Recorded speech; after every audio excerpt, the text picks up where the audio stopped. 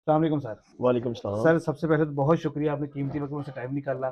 Sir जैसे अभी कंपेनियां चल रही थी, ठीक है, और जहाँ पे भी कोई कैंडिडेट नजर आता है, कोई कारकुन नजर आता है, उसको उठा लिया जाता है, ठीक है। तो कल का दिन या परसों का दिन आप कैसे देखते हैं कि अगर कल का दिन या परसों के दिन भी आपको जो है ना इस तरह से पाबंदियां लगाई गई, वर्करों को निकलने ना दिया गया या वोट ना डालने दिया गया, तो क्या इंतजाम देखते हैं आप?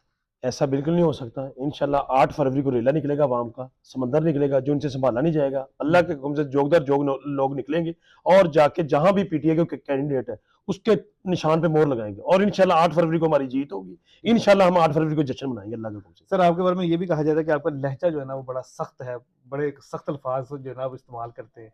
नहीं, मेरा तो लहजा बड़ा मीठा लहजा है, बड़ा मैं प्यार से बात करता हूँ। मैं तो इतनी वो सख्त बात करता ही नहीं, लेकिन अगर किसी को मेरा लहजा सख्त लगता है तो वो उसकी मर्जी है। बिलावल ने एक बयान दिया था कि जब हम इक़्तिदार में आ जाएँगे, तो हम लाहौर को लाड़काना बना देंगे।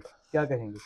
ये लाहौर को लाड़काना बनाने की इनकी ख्वाहिश ही है। हुँ, ये इसको पता चल जाएगा 8 फरवरी को कि इसका क्या हाल होना है इसका। इसके पहले इधर बाई इलेक्शन हुआ था, असलम गिल ने इलेक्शन लड़ा था, तब पीटीआई का कैंडिडेट नहीं था। जी, तब इन्होंने लिए थे 20-25 हजार वोट। ठीक तो अब है, मेरा ख्याल 15,000 से ऊपर नहीं जाएगा। सही इसको है। पता चल जाएगा 8 फरवरी को। आप देख रहे हैं अवाम का जोश-ओ-ख़रोश किस लेवल का है, क्योंकि सज़ा होने के बाद लोगों के हौसले भी टूट रहे हैं और कुछ लोग जो ना वो नाउम्मीद भी नज़र आ रहे हैं। बिल्कुल लोग नाउम्मीद नहीं है, ना हौसले टूट रहे हैं, लोगों में जज़्बा बढ़ रहा है, लोग इतने गुस्से में हैं, लोग 8 फरवरी का वेट कर रहे हैं। लोग इंशाल्लाह 8 फरवरी को नमाज़ पढ़ के जल्दी निकलेंगे और लाइनें लगी होंगी पीटीआई के वोटर की। इंशाल्लाह इनसे वोट सँभाला नहीं जाएगा। इतना सही, वोट कास्टिंग होगी पीटीआई की, मैं आपको इतना रिकॉर्ड आज तक पूरे पाकिस्तान के जितने भी इलेक्शन हुए ना, हुँ, सबसे ज़्यादा वोट कास्ट होगी 8 फरवरी को। ठीक हो गया। अच्छा सर अभी जैसे लास्ट टाइम जो है ना वो एक सज़ा सुनाई गई है निकाह के हवाले से, उसको किस नज़र से देखते हैं? ये जितने मर्जी होचे हथकंडे के अपना लें, जितनी मर्जी गलत सजाएं दे लें, ये किसी का जाती मैटर होता है, जाती मैटर को छालते हैं।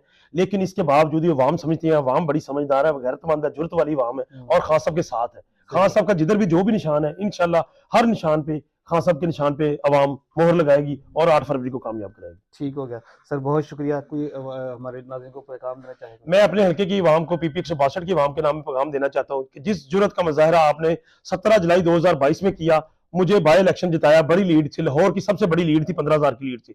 यही हल्के का नंबर चेंज हो गया, आज पीपी 162 हो गया, पीपी 167 का। पीपी 162 से मैं इमरान खान का कैंडिडेट हूँ, मेरा निशान बत्तख है। पीपी 162 में इमरान खान का टाइगर, इमरान खान का सिपाही, इसका निशान बत्तख है। आपने बत्तख में मोहर लगानी है और बत्तख को कामयाब करवाना है।